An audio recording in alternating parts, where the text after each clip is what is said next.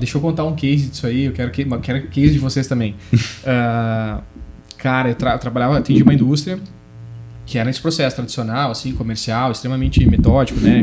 O marketing era praça, pessoa e produto ainda, tipo, né?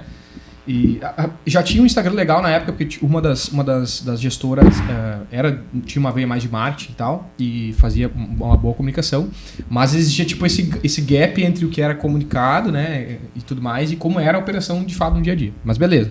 E aí e eles me procuraram para fazer tráfego, eles não tinham nada, cara, mas procuraram para fazer tráfego. Beleza, eu fui lá, propus as soluções, expliquei o que era possível, o que podia não fazer, tem relação à abertura de novos mercados, novas regiões, que eram dos pilares ali. Eu falei, porra, teu vendedor vai pra lá aquela semana, a gente roda anúncio aquela semana lá e tal, já prepara, cancha e tudo mais, que são as coisas que a gente costuma fazer, né? Vocês provavelmente também. E só que onde é que foi o choque? Quando eu pedi a lista de contatos dos clientes para fazer um lookalike, né? A Meta é algo comum, para quem nos assistindo, a gente sobe uma lista de público na Meta, no Google, com o telefone dos clientes para utilizar isso, porque a Meta entende o perfil de comportamento dessas pessoas baseado nos usuários, né, e de rede social e tudo mais, e ele entende esse comportamento para procurar pessoas parecidas ou fazer um remarketing para aquelas próprias pessoas. Quando eu pedi a lista de contatos pro marketing, cara, foi um Deus nos acuda. Eles acharam que eu tava tentando roubar os clientes. Sim. Eu falei, cara, eu só preciso subir na Meta e tal. Tipo, podem ficar tranquilo, né? Importante também falar que isso atende a LGPD, né? Isso, Tá, isso da regra, tá tudo LGPD. certo. Cara, foi um Deus nos acuda, porque daí assim, a menina do marketing entendeu, ela foi passar pro comercial, eles, tá, mas assim, pra que tu quer, o que tu vai fazer? Cara, eles quase me fizeram assim... Não, olha... A minha percepção foi que eles quase queriam que eu assinasse um termo, alguma coisa específica sobre aquilo. E no meu contrato já tem essa segurança e tudo mais. Só que assim, eles ficaram muito seguros com aquilo e nunca me mandaram a lista de contatos.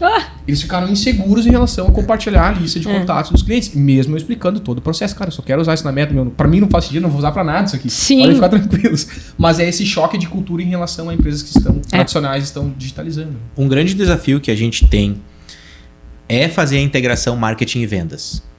E eu e o Lipe, no início da empresa, a gente chegou a ser tirado da sala de reuniões pelo time comercial, porque eles vão roubar os nossos clientes, né? Cara, isso Então, isso acontece muito, e ainda, infelizmente. Mas a virada de chave que a gente quer dar no cliente é fazer com que o departamento comercial dele nos veja como aliado, como uma ferramenta para que ele ganhe tração, para que ele ganhe, para que ele capilarize, e isso faça com que ele facilite a negociação dele, seja para ele ganhar agilidade na negociação, seja para ele ganhar volume, e que ele entenda que é importante que ele abasteça o time de marketing com dados para que a gente jogue no time dele, né? E facilite para que ele abata a meta dele e assim por diante, né? Mas... então somos aliados, né? Exato, somos aliados. Com certeza. Fiquem tranquilos. Isso, nós estamos na mesma empresa. E desde o início que a Flip foi criada, a gente sempre valorizou relacionamento. Legal. Certo? Então, assim... esse time comercial ele também vai ter mais tempo de se relacionar com a sua carta de clientes. Verdade. Né? Que é algo que está na nossa essência. Então a ideia é a gente vem para somar e é muito legal ver essa transformação na indústria que aprende isso, entende isso e já começa a entender que consegue usufruir coisas que antes não podia usufruir. Um exemplo desse é ter mais tempo para ir lá se relacionar com a sua carta, porque outras coisas já estão claras para esse cliente, né? Então, agora tem mais tempo para eu me relacionar e aí até fidelizar ainda mais a sua carta de clientes, porque o departamento de marketing está suprindo, né, informações, modelos ou outras maneiras de fazer o pedido. E claro, o time comercial também, no momento que ele entende que a sua comissão aumentou, aí virou a chave. É ele que vai ganhar, né? A gente tem 2 cases, acho que dá para destacar, que são bem legais, assim, desse relacionamento com o comercial. A Goemil, que é uma esmagadora de soja, nosso cliente, ele sempre também quando a gente começou a traçar as metas, assim, né? Quais são os nossos indicadores ali. estava muito atrelado àquela geração de conteúdo digital, né? Então, não, é que a gente tem que organizar isso, o site tem que estar mais claro lá na rede social, beleza. Quando a gente começou a trazer essa reflexão do comercial mesmo. Bom, a gente já atualizou todas essas plataformas digitais, mas o que tá trazendo de retorno para vocês? Quantas ligações? O que tá vindo? Qual mercado vocês não exploraram ainda? E aí o cliente, opa, então... Legal, vamos fazer uma reunião então com o comercial. Então a gente fez a reunião e hoje assim as nossas reuniões são com o comercial. Boa. E isso é muito legal, porque dentro desse nosso projeto nós criamos 2 linhas de comunicação, uma para o cliente e uma para o fornecedor deles, né? E foi nessa troca. E aí, quando a gente começou a fortalecer isso, um dos diretores comerciais falaram, se a gente fortalecer essa comunicação com o meu fornecedor, eu vou ter mais garantia de venda. Então, é isso aí, nós temos que fazer. Legal. Então, acho que é legal, assim, um exemplo de como o trabalho integrado precisa acontecer e ele vai ser sucesso. Esse é um exemplo que é de ponta a ponta, né? A gente está recebendo essa soja lá do produtor, ele mais fidelizado, a garantia também que vai ter esse volume, né? É beneficiado esse produto e aí também tem que ter mercado para vender. Então, muito legal. Eram dois cases, né? Ah, sim. Um outro case também.